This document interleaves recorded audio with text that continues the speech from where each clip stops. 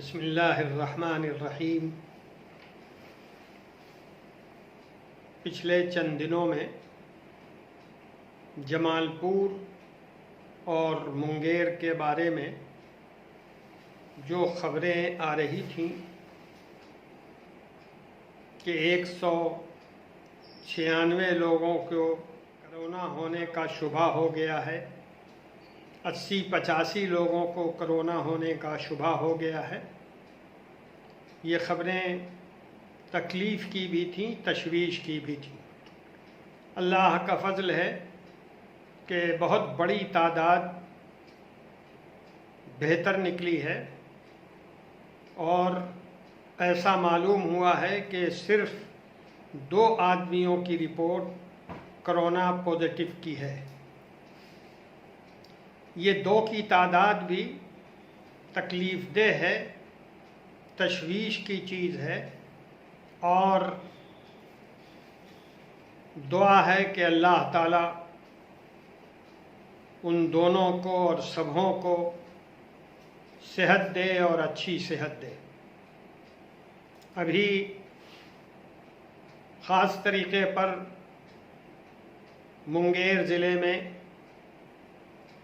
Administration ने और health team ने जिस ईमानदारी, हिम्मत, हौसले के साथ काम किया है उसके लिए वो मुबारकबाद की मुस्तहिक़ है।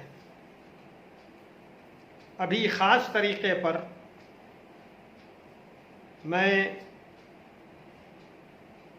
उन लोगों को मुखातब करना चाहता हूँ जो आम तौर पर ईद की तैयारी के लिए या रमज़ान की तैयारी के नाम पर सड़कों पर, दुकानों पर आने और भीड़ लगाने के लिए आमादा हो रहे हैं। आप सब जानते हैं कि पिछली रात वज़ारत सेहत ने मुख्तलिफ़ किस्म की दुकानों को खोलने की इजाज़त दे दी है और अब गांव देहात से लेकर शहरों तक दुकानों के खुलने की बात सामने आएगी।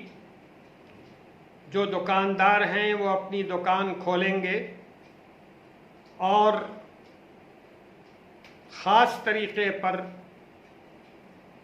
रमज़ान के लिए ख़रीदारी करने वाले, ईद के लिए ख़रीदारी करने वाले बग़ैर कुछ सोचे समझे मार्केट में ज़्यादा से ज़्यादा आना जाना शुरू कर देंगे।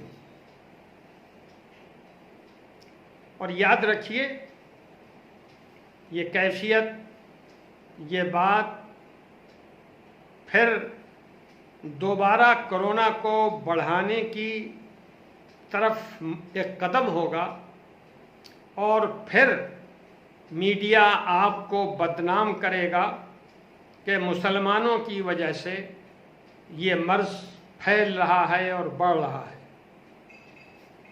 इस मामले को पूरे मुल्क में मीडिया ने जिस तरह गलत तरीक़े पर बेईमानी के साथ मुसलमानों से जोड़ दिया है वो शर्मनाक भी है और पूरी मिल्लत की तवज्जो के लिए ज़रूरी भी है। हमें ऐसा कोई काम नहीं करना चाहिए जिसकी वजह से किसी दर्जे में किसी को गलतफहमी पैदा हो जाए। बाज़ारों में भीड़ लगाना, दुकानों पर भीड़ लगाना बिल्कुल गलत है और मैं बिल्कुल नहीं समझ रहा हूँ कि मरकज़ी हुकूमत ने इस कदर जल्द क्यों दुकानों को खोलने का फ़ैसला किया है। बेशक मर्ज़ पर थोड़ा सा काबू पाया गया है, लेकिन अभी मर्ज की जो नौइयत मुल्क के अंदर है और जो आलमी इदारे निशानदेही कर रहे हैं हमारे वतन अजीज़ में कोरोना के फैलने बढ़ने की उम्मीद बहुत ज़्यादा है। इसलिए हम सब की जिम्मेदारी है कि हम अपने अपने घरों में रहें, रमज़ान की इबादतों में मशगूल रहें, बाज़ारों में घूमने से परहेज़ करें, दुकानों में जाने से परहेज़ करें।